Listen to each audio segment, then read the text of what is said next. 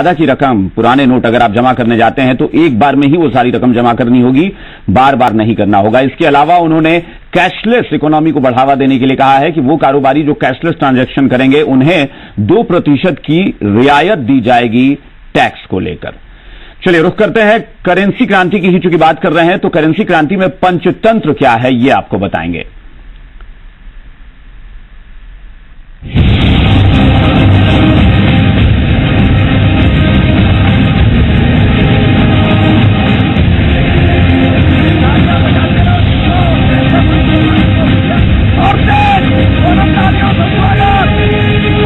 काले धन के खिलाफ लड़ाई आसान नहीं। डिमोनेटाइजेशन के इतने बड़े फैसले के बावजूद ब्लैक इकोनॉमी को अभी बड़ी चोट नहीं पहुंची है। सवाल है कि सरकार कैसे ब्लैक इकोनॉमी के खिलाफ कदम बढ़ाए। विशेषज्ञों के मुताबिक 5 तरीकों से सरकार काले धन के खिलाफ कड़ी कार्रवाई कर सकती है। पहला है अर्थव्यवस्था में कैश ट्रांजैक्शन को घटाना। दूसरा है राजनीतिक दलों के चंदे वाली अकाउंट बुक साफ सुथरी करना। तीसरा है भारत में सबसे ज्यादा पैसा बनाने वाले खेल क्रिकेट में सट्टेबाजी के जरिए होने वाले गोलमाल को ना होने देना। चौथा है शिक्षा माफिया को हराना। और पांचवा है धार्मिक दान के रास्ते से ब्लैक मनी को वाइट करने के गोरख धंधे को बंद करना। आपने जो आशीर्वाद दिया है इसको मैं शत शत नमन करता हूं। मुझे फिर एक बार भाइयों बहनों मुझे बताइए, हाथ ऊपर करके बताइए, ईमानदारी की लड़ाई लड़नी चाहिए कि नहीं लड़नी चाहिए? काला धन के कुबेरों को सजा होनी चाहिए कि नहीं होनी चाहिए? देश का शुद्धिकरण होना चाहिए कि नहीं होना चाहिए? बेईमानी की संस्कृति के खिलाफ देश के शुद्धिकरण के लिए सरकार को हर पल सजग भी रहना होगा। भारत सरकार के केंद्रीय इसीलिए डिमोनेटाइजेशन के बाद आरबीआई और वित्त मंत्रालय ने कैश डिपॉजिट और कैश निकालने को लेकर कई बार अपने नियमों में बदलाव किए। आरबीआई के नए नियमों के मुताबिक अब 30 दिसंबर तक पुराने 500 और 1000 के करेंसी नोटों से सिर्फ एक बार ही 5000 से ज्यादा रकम जमा कराई जा सकेगी। पुराने नोटों में 5000 रुपए से ज्यादा रकम जमा करने पर 2 बैंक अफसरों की मौजूदगी में ये भी बताना होगा कि ये रकम अब तक क्यों नहीं जमा हुई थी। ग्राहक और बैंक के बीच की ये बातचीत रिकॉर्ड में रखी जाएगी। एक खाते में एक से अधिक बार मिलाकर भी अगर 5000 रुपए से ज्यादा जमा किए गए तो भी बैंक अफसरों को वजह बतानी होगी।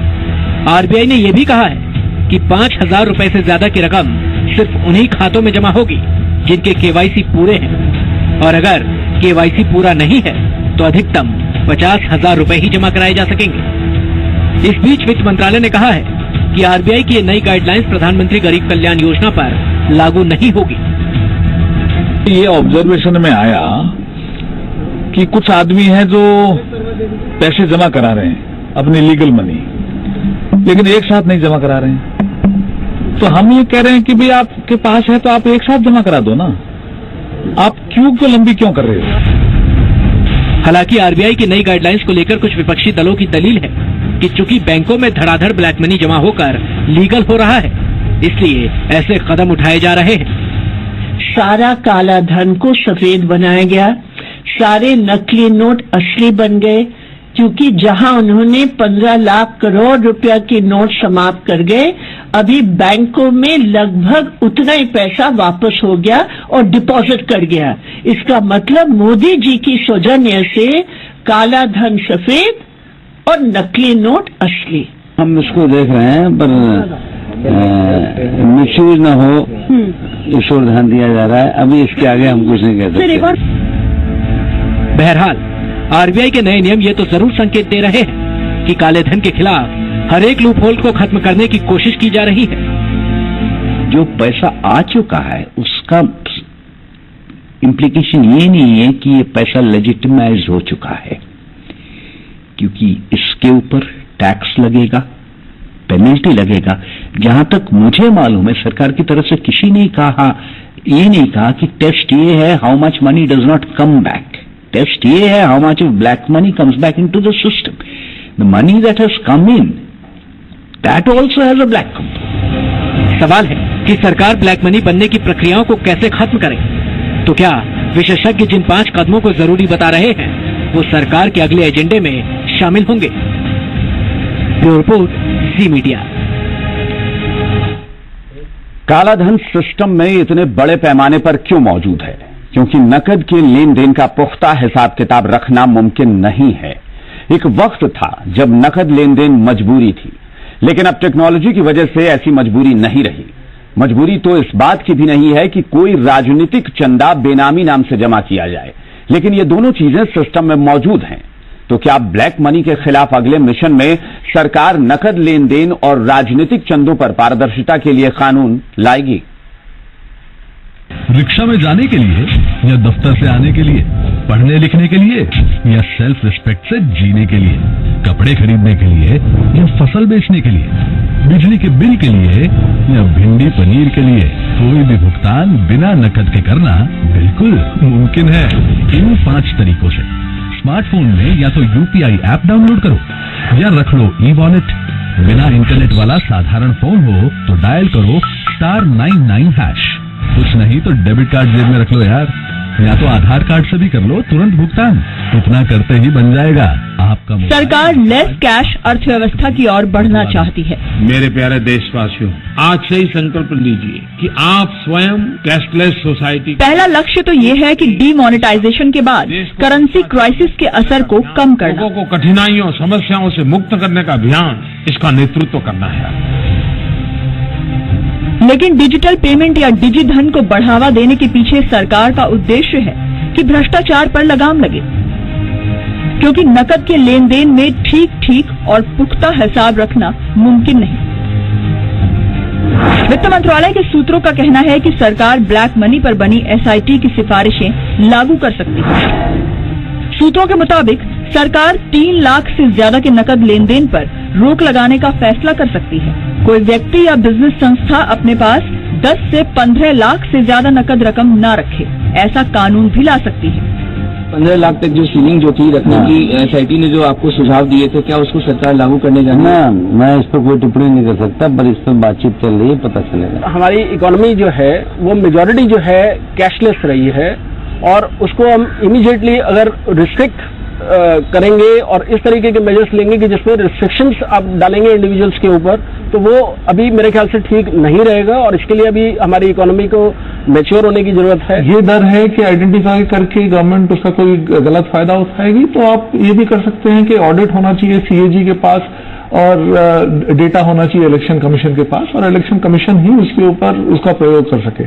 तो जहां तक ये सुझाव है, मेरे हिसाब से एकदम सही सुझाव है। इसके साथ साथ सारा खर्चा जो पॉलिटिकल पार्टी करते हैं वो भी मैंडेटरी कर देना चाहिए कि वो भी इलेक्ट्रॉनिक मीडियम से ही हो।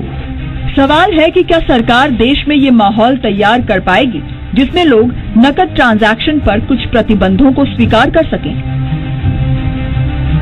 वैसे पिछले 20 साल में एडवर्टाइजिंग का बिजनेस करने वाले जम्मू के सुनील बंदराल और सप्लाई का काम करने वाले अशोक कुमार जैसे लोग अब नकद ट्रांजैक्शन पर कुछ प्रतिबंध लगाने के लिए खुद को तैयार कर रहे हैं।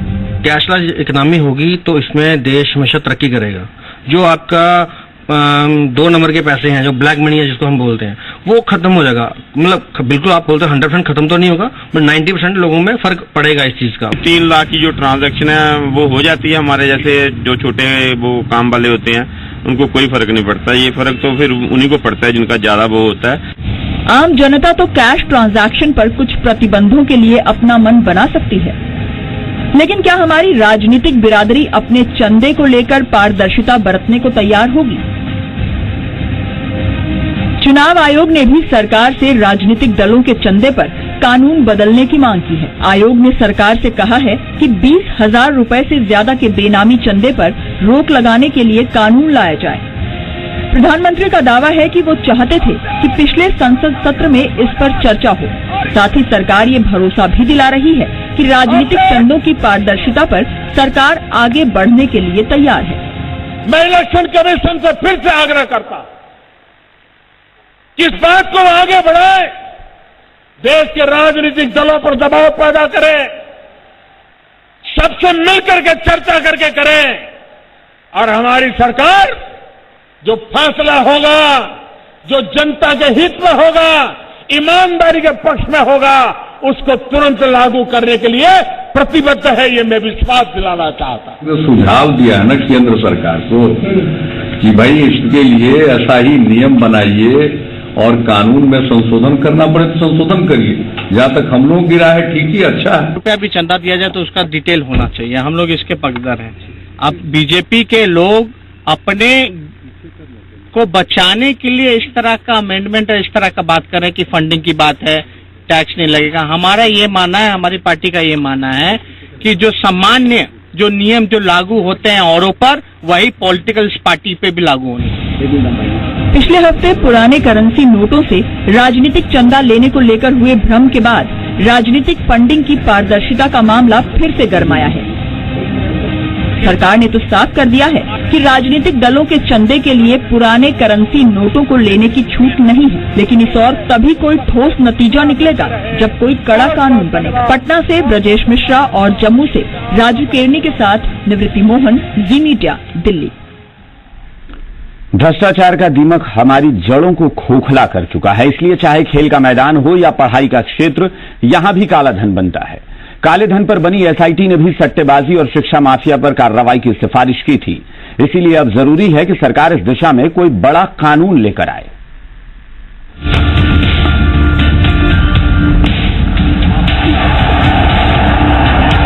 ये क्रिकेट देश का जुनून है, इसलिए सबसे ज्यादा पैसा बनाने वाला गेम है। लेकिन शायद आपको अंदाजा भी ना हो कि इस गेम ऑफ जेंटलमैन की आड़ में काले धन के शातिर खिलाड़ी खूब फायदा कमाते हैं। चूंकि भारत में क्रिकेट सट्टेबाजी पर रोक है, इसलिए ब्लैक मनी के बनने का ये एक बहुत बड़ा जरिया बन जाता है। 2012 की फिक्की और केपीएमजी की एक रिपोर्ट के मुताबिक भारत में सट्टेबाजी का कारोबार 3 लाख करोड़ रुपए का है। अगर 20% की दर से इस पर टैक्स लगे तो सालाना सरकार को 12,000 करोड़ से लेकर 19,000 करोड़ रुपए तक की कमाई हो सकती है। तो सवाल यह है कि क्या सट्टेबाजी को लेकर सरकार कोई कानून बनाएगी? कोई प्रावधान क्रिकेट बैटिंग को लेकर है ही नहीं। क्रिकेट बैटिंग तो छोड़ लीजिए, किसी प्रकार की बैटिंग, ऑनलाइन बैटिंग को लेकर हमने अपना कोई विशिष्ट कानूनी प्रावधान बनाया नहीं है। क्योंकि ग्रे एरियाज हैं, इसलिए इन ग्रे एरिया का लगातार दुरुपयोग होता है और इसी के माध्यम से काला धन न केवल जनरेट होता है, उसकी काला धन सर्कुलेट भी होता है। ऑलरेडी सुप्रीम कोर्ट मॉनिटर कर रही है बीसीसीआई के ऑपरेशन और क्लीन अप को, लेकिन अब जरूरत है कि कानूनी प्रसंग से भी आप प्रावधान सुनिश्चित लेकर आए जो सशक्त हो। सिर्फ खेलों का जुनून ही नहीं, इस देश में तो शिक्षा के अधिकार पर भी माफियाओं ने ऐसा कब्जा किया है कि ये क्षेत्र भी काले धन बनाने वालों का बड़ा जरिया बन चुका है। एसआईटी ने सरकार के सामने अपनी सिफारिशों के तौर पर कहा है कि कई स्कूल बड़े पैमाने पर नकद में डोनेशन लेते हैं, जिससे काला धन बनता है।